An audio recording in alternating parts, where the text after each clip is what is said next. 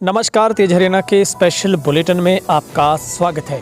अब आंदोलन कर रहे किसानों को प्रधानमंत्री मोदी की तरफ से भी एमएसपी न बंद होगी न खत्म होगी का एक नमो मंत्र बताया गया है।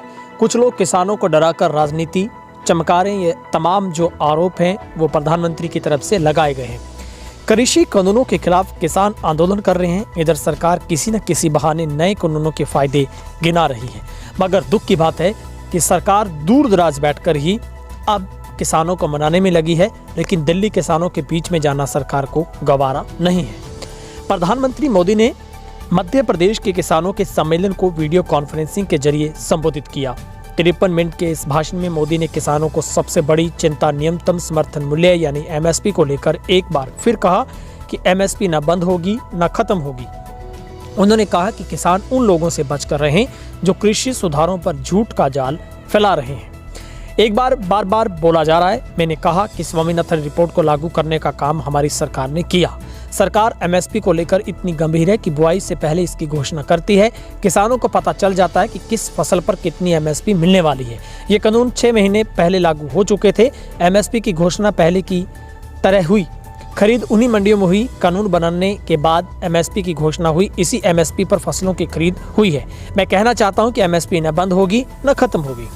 वहीं उन्होंने कहा कि 2014 से पहले सरकार के 5 साल में किसानों से सिर्फ 1.5 लाख मीट्रिक टन दाल खरीदी गई। हमने किसानों को दाल की पैदावार के लिए प्रोत्साहित किया। हमने 112 लाख मीट्रिक टन दाल खरीदी है। उन्होंने दाल पैदा करने वाले किसानों को 650 करोड़ तो हमने 50 करोड़ दिए हैं। आज दाल के किसान को ज़्यादा पैसा मिल रहा है। जो लोग न किसानों को ढंग से एमएसपी दे सके न एमएसपी पर ढंग से खरीद कर सके। वहीं उन्होंने कहा पहले वालों को लगा कि सरकार को किसानों पर ज़्यादा खर्च न करना पड़े, इसलिए स्वामीनाथन रिपोर्ट को 8 साल तक दबा कर रखा। हमारी सरकार किसानों को अन्नदाता मानती है। हमने स्वामीनाथन आयोग की रिपोर्ट निकाली। किसानों को लागत का 1.5 गुना एमएसपी दिया। किसानों के साथ धोखाधड़ी का उदाहरण कर्ज माफी का वादा है। मध्य प्रदेश में चुनाव से पहले कहा गया कि कर्ज माफ कर देंगे, लेकिन हुआ नहीं। राजस्थान के लाखों किसान आज भी कर्ज माफी का इंतजार कर रहे हैं। मैं यही सोचता हूं कि किस हद तक भोले भाले किसानों को छल कपट कैसे कोई कर सकता है। वहीं उन्होंने कृषि कानूनों पर भी 4 अहम बातें कही है। उन्होंने कहा कि समय हमारा इंतजार नहीं कर सकता। तेजी से बदलते परिदृश्य में भारत का किसान सुविधाओं के अभाव में पिछड़ा जाए, ये ठीक नहीं है। जो काम 25 से 30 साल पहले किए जाने थे वो अब हो रहे हैं। पिछले 6 साल में सरकार ने किसानों को ध्यान में रखते हुए कई कदम उठाए। नए कानूनों की चर्चा बहुत हो रही है। ये कानून रातों रात नहीं आए। 20-22 साल से देश की और राज्यों की सरकारें, किसान संगठनों ने इस पर विमर्श किया। कृषि अर्थशास्त्री वैज्ञानिक के क्षेत्र में सुधार की मांग करते आए हैं। वहीं उन्होंने कहा कि नए कानून बनाने से किसान अपनी मर्जी का मालिक। 70 साल से किसान सिर्फ मंडी में अनाज बेच रहा था।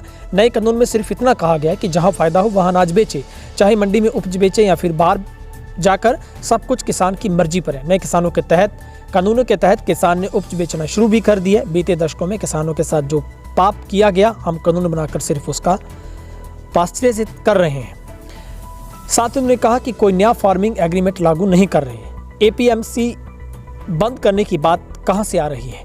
एक और झूठ चल रहा है। फार्मिंग एग्रीमेंट को लेकर हम कोई नया फार्मिंग एग्रीमेंट लागू नहीं कर रहे। कई राज्यों में पहले से ही ऐसे एग्रीमेंट चल रहे हैं।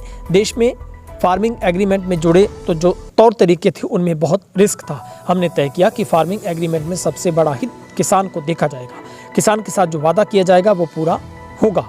साथ उन्होंने कहा कि हम अन्नदाता को ऊर्जादाता बनाने के लिए काम कर रहे हैं। मधुमक्खी पशुपालन, मछली पालन को महत्व दे रहे हैं। पहले 76 टन शहद का उत्पाद होता था, अब 1.76 लाख टन शहद का उत्पाद हो रहा है।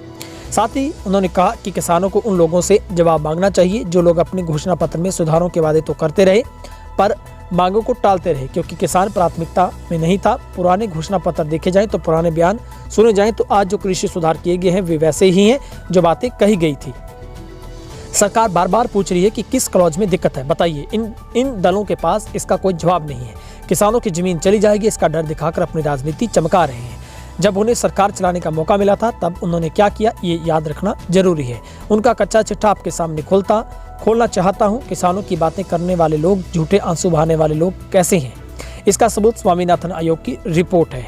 साथ ही उन्होंने किसानों को तबाह करने वाले कुछ दलों से कसर नहीं छोड़ी। उन्होंने कहा हमारी सरकार ने गेहूं और धान की खरीद पर किसानों को 8 लाख करोड़ से ज्यादा दिए। पहले की सरकार ने दाल विदेश में मंगवाई जाती थी।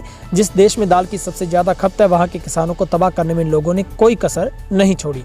किसान परेशान थे, ये लोग मौज ले रहे थे। ये सच है कि प्राकृतिक आपदा या संकट आने पर देश से मदद ली जा सकती है। साथ ही उन्होंने कहा कि जिन थोड़े से किसानों में नए कानूनों को लेकर जो आशंका बची है वे समझें और भ्रम फैलाने वालों से सावधान रहें। मेरे कहने के बाद, सरकार के प्रयासों के बाद अगर आपके मन में शंका है तो हम सिर झुकाकर विनम्रता से बात करने के लिए तैयार हैं। किसानों का हित हमारा सर्वोच्च प्राथमिकता है। 25 दिसंबर को अटल जी के जयंती के मौके पर फिर इस विषय पर किसानों से बात करूंगा।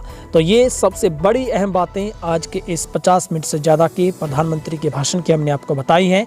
आपको क्या लगता है, क्या वाकई ही अभी भी प्रधानमंत्री किसानों के साथ झूठ बोल रहे हैं? क्योंकि सबसे बड़ा सवाल है, ऐसी करीब 20 से ज़्यादा फसलें हैं जिनका MSP निर्धारित नहीं है। अब आप ही बताइए, क्या आपने इस बार MSP पर फसल बेची? क्या वाकई में आपको अब पूरा हक मिल गया आपकी फसल का रेट मांगने का? ऐसा नहीं है। दरअसल अभी भी पेच फंसा है। किसानों ने साफ किया है, उनकी लड़ाई जारी रहेगी, वो पीछे नहीं हटेंगे। लेकिन अब सरकार का फर्ज है कि वो किसानों के बीच में जाए। काय की जरूरत है प्रेस कॉन्फ्रेंस करने की, किसानों को वीडियो कॉन्फ्रेंस के जरिए समझाने की, ऐसे डुप्लीकेट किसानों को बुलाकर उनके माध्यम से ये बताना कि वो सहमति जता रहे हैं कि ये कानून ठीक है? सीधे प्रधानमंत्री को चाहिए वो दरी पर बैठकर किसानों के बीच में आकर बात करें, तो हम मानेंगे वाकई ही हमारे फकीर प्रधानमंत्री हैं। फिलहाल इस वीडियो में इतना ही। आप हमारे चैनल को ज़्यादा से ज़्यादा सब्सक्राइब करें, हमारे वीडियो को आप ज़्यादा से ज़्यादा शेयर जरूर